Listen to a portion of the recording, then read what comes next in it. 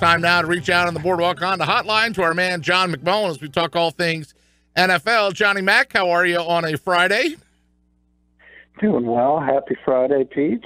To you too, sir. Before the break, we played a little game about significant birthdays and celebrity birthdays, and neither Josh nor Ryan knew Fred Dryer. Wow. Hunter. That's exactly what I went to. Yeah. I mean, even if you don't know the L.A. Rams, you got to know Hunter, don't you?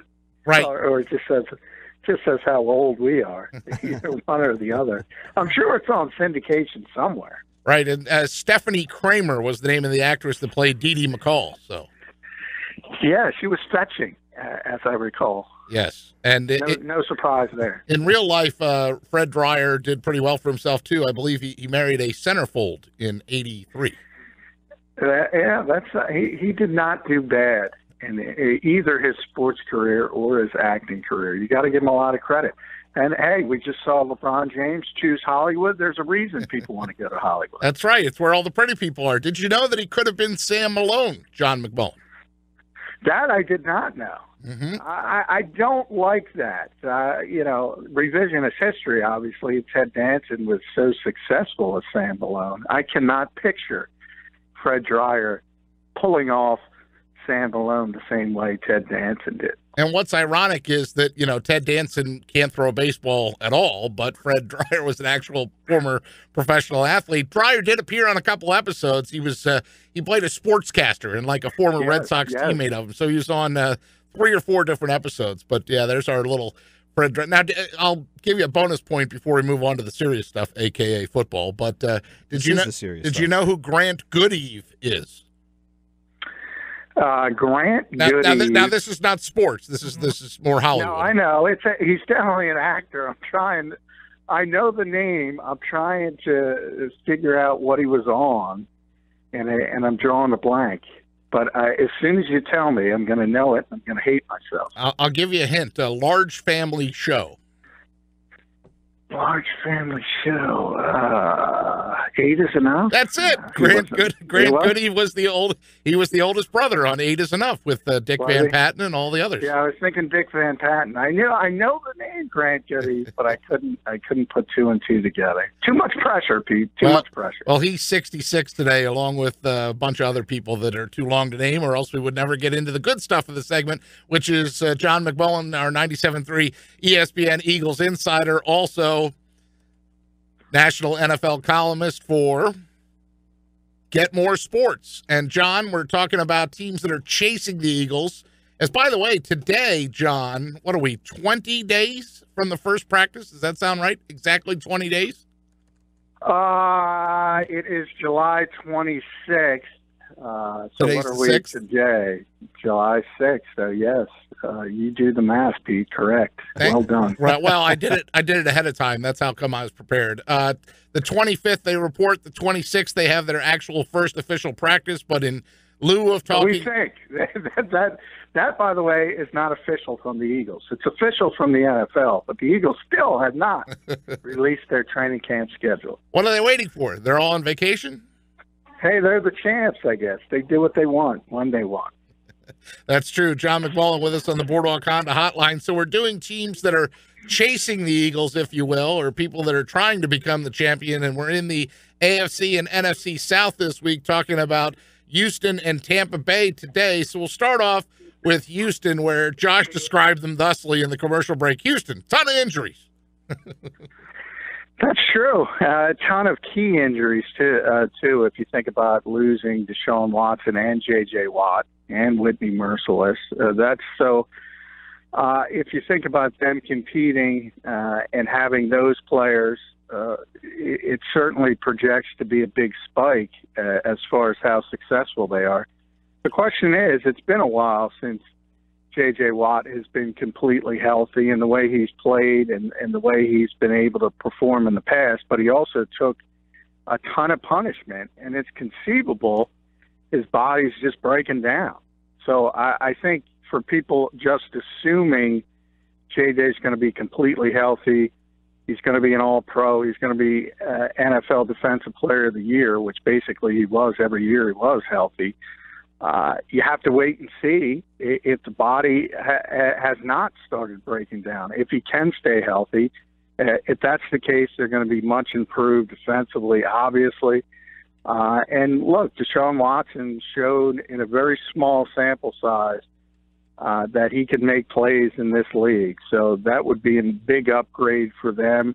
And I think there's two ways to go at quarterback in the modern NFL.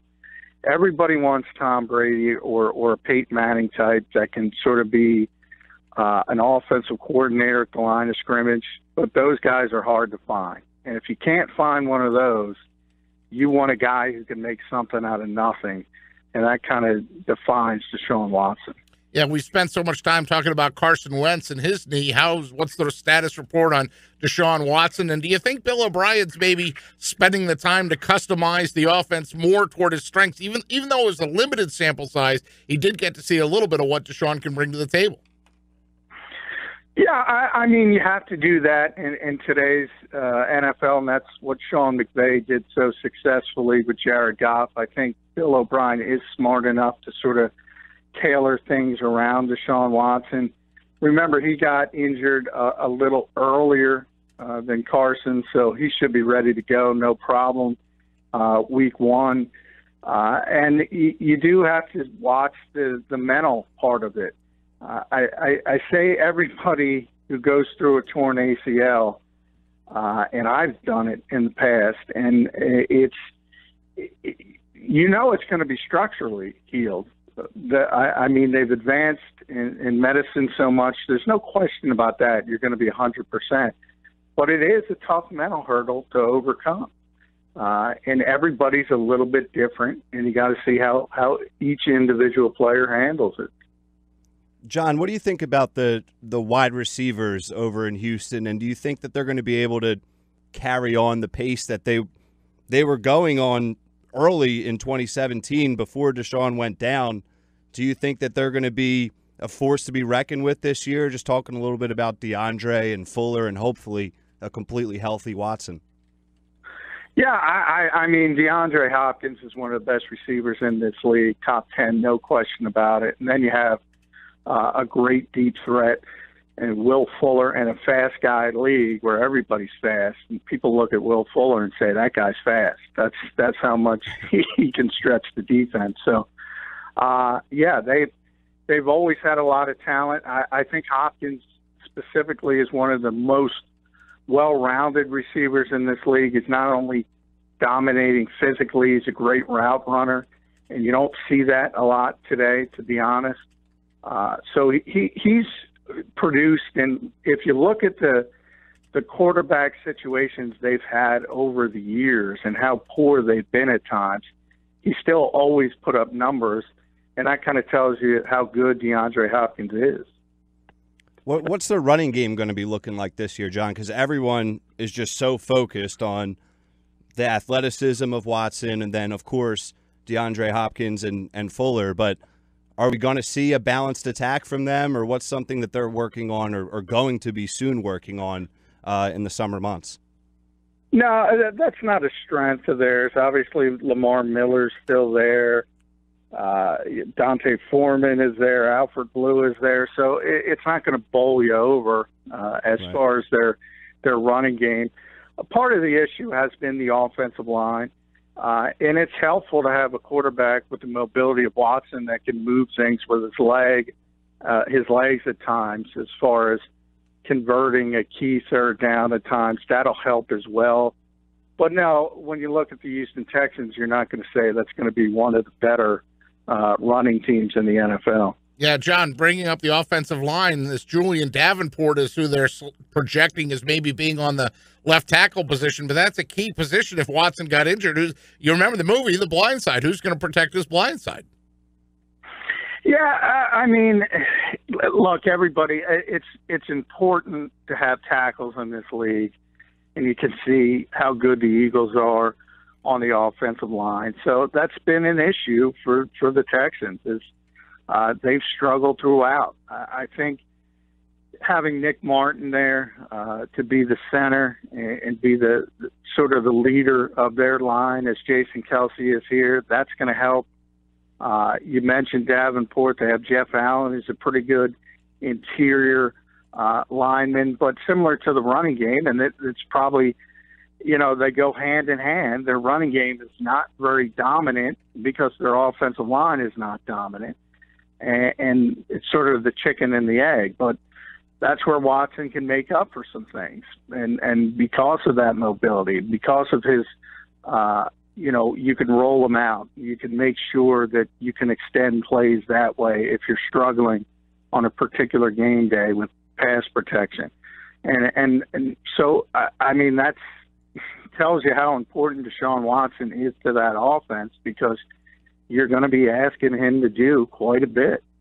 John McMullen with us on the Boardwalk Honda Hotline as we preview the teams chasing the Eagles, Houston and Tampa Bay we're talking about today. And before we switch over to Tampa Bay, and of course that conversation will have a lot to do with defense, we'll talk about the Texans defense a little bit, John, and I'll ask you about the linebacker position, Whitney Merciless. There was another guy who tore his pectoral muscle in week 5 last year, missed the whole season, a key linebacker that they lost. How valuable do you think he is to the defense, and how do you look at the Texans defense overall? Well, it's tremendously valuable, and that's what we talked about with J.J. Watt and Whitney Merciless. That's two of their really probably top 3 defensive players, certainly in the front 7, and then you add Jadeveon Clowney. So if you have those 3 on the field at one time, and it's 3rd and 10, and Watt's coming at you, and Merciless is coming at you, and Clowney's coming at you, that's tough to deal with. So, I mean, that's when you look at Houston and you look at the fact that they think they're going to be really improved, it starts with those 3 guys up front, because that's sort of pick your poison. If you're going to double team one of the others is going to get you. And we have to see if Watt and Merciless can come back and be what they were before all the injuries. One more for you, John, on Houston, then I'll let Ryan switch over to Tampa. The Honey Badger is now a Texan, Tyrann Mathieu, right?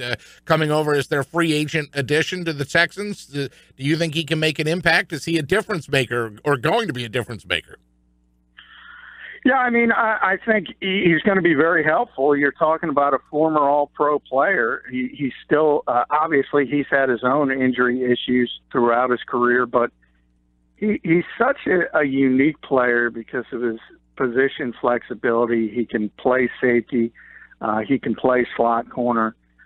He can blitz off the edge, and he can do everything effectively. So in a lot of ways, he's sort of a smaller version of what Malcolm Jenkins is often for the Eagles. The fact he can move them all around the formation. We'll see if Houston uses him the same way that Arizona did. But when you have a player like that on the back end, behind that front 7, which we talked about how talented they are, yeah, it could be a really good fit for the Texans. All right, John, we're going to switch gears to Tampa now, and I'm going to get creative and ask you a question about Jameis Winston. What's going on with him down there? How thin is the ice that he's standing on? I mean, when do they say enough is enough, and just what's the buzz around that team and the facility? Well, I think he's on really thin ice, and if you look about this as his 4th year of his rookie contract, he's got his 5th-year option. The Bucs have already picked up, but remember, that's only guaranteed for injury. And it's, you have the big spike to $21 million or so. So the Buccaneers have to ask themselves a question, and it not only has to do with a football tint on it, it's also got to be, do you want this guy to be the face of your franchise? And right. I think that's still to be determined. And I think a lot of it, to be honest, has to do with how things go over in Central Florida. If there's a lot of protesting, we all know today's world, some people call it outrage incorporated. Some people, say protesting is a full-time job now. If there is enough people who create a stir in the so-called Me Too world we live in, right.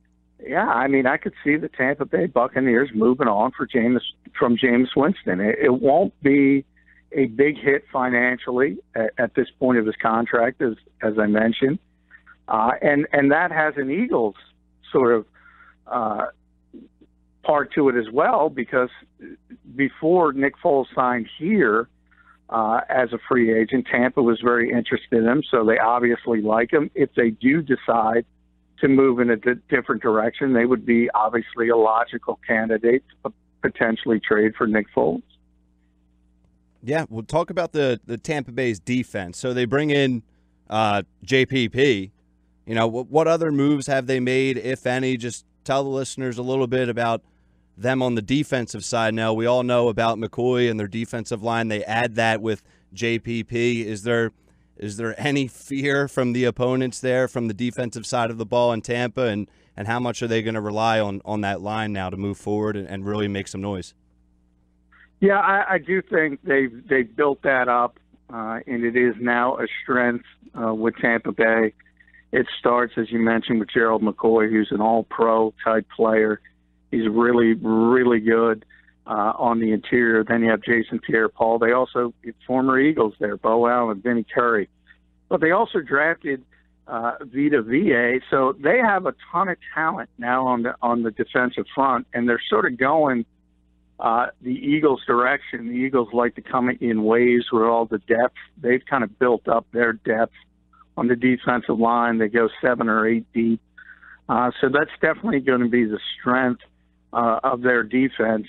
And then you look at the defensive backfield, I think that's where the question marks are, and can they hold up? And that's the age-old question in the NFL. If you get a great pass rush, it's going to help out maybe a lesser secondary.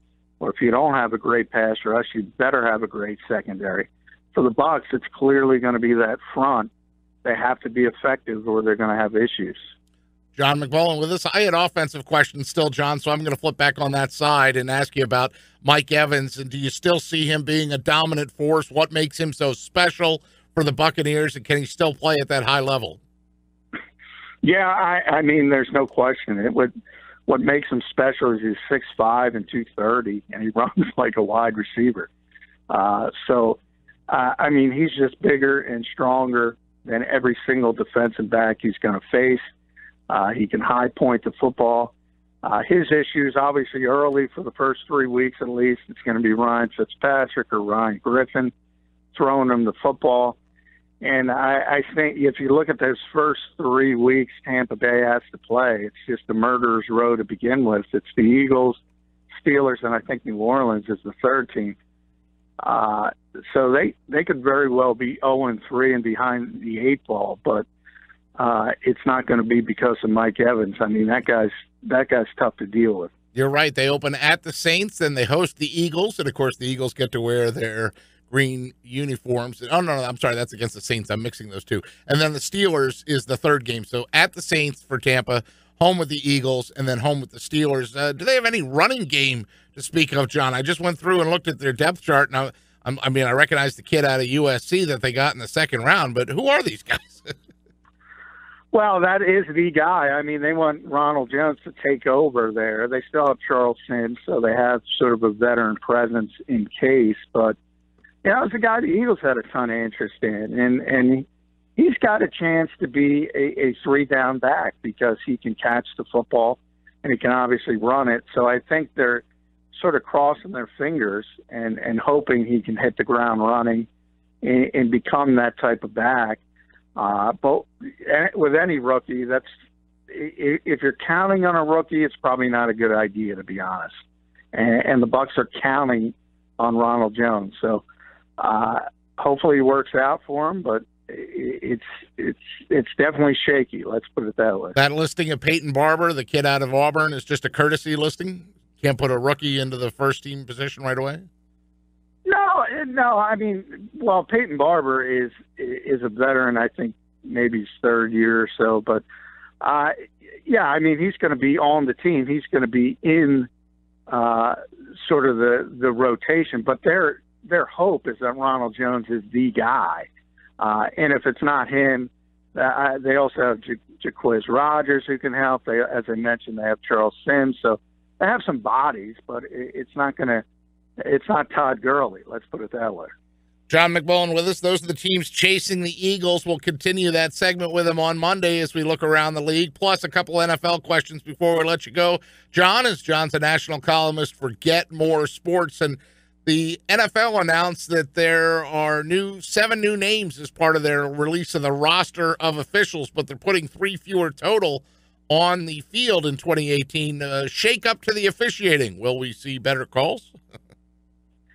I doubt it. I mean, I think experience is a big part of getting it right. I always talk about repetition. It's the same thing with players, same thing with officials. So really the story has been the 4 referees that are gone.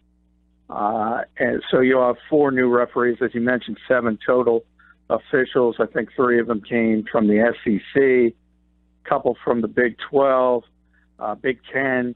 So they're elevating guys from the college game as usual, and it usually takes some time to get used to the differences. And I don't think a lack of consistency ever helps. So no, I doubt it will be better than it was last year. And they're going to have to enforce this tweak to the kickoff rule. Are we going to see more touchbacks now with this tweak that they put back, the automatic touchback rule and all that?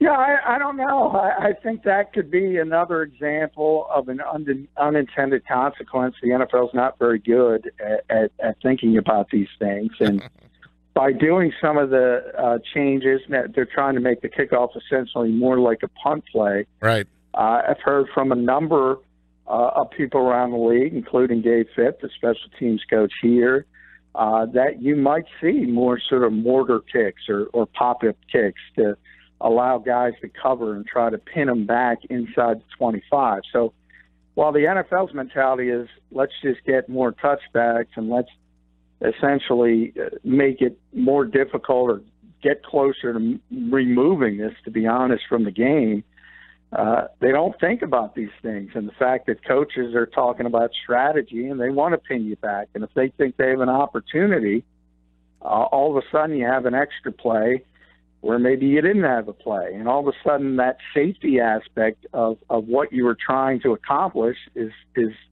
the other part is being accomplished, and that it becomes more dangerous. So it's still yet to be seen, and we won't really know until we see teams develop strategies. Right, and that slight tweak is that kickoffs that hit the end zone without being touched by a member of the receiving team are going to automatically become a touchback. I mean, it's not a change that's going to come into play very often, but they're trying to encourage touchbacks on kickoffs. Yeah, and a lot of people think this, as I said, is just the next step to the ultimate end game, which is to remove the kickoff entirely. Statistically, it is the most dangerous play in football. But it's, I've often said, and I continue to say, look, football's a dangerous game. You can't take the danger out of a dangerous game. So I think the league would be better off sort of admitting or stipulating the fact that, hey, guys, this is a dangerous game. Everybody knows it's a dangerous game. You're adults. If you want to play it, play it. If you don't want to play it, don't play it. I think that's the best tact the NFL could take. John McMullen with us here on the Boardwalk Honda Hotline, our 97.3 ESPN Eagles insider. 20 days away till an actual practice, we think, and he also covers the league nationally for Get More Sports. We'll continue our Chasing the Eagles segments on Monday. John will do the AFC North and the NFC North all next week. Appreciate it, John. Have a great weekend. All right, you too, guys. Thank you.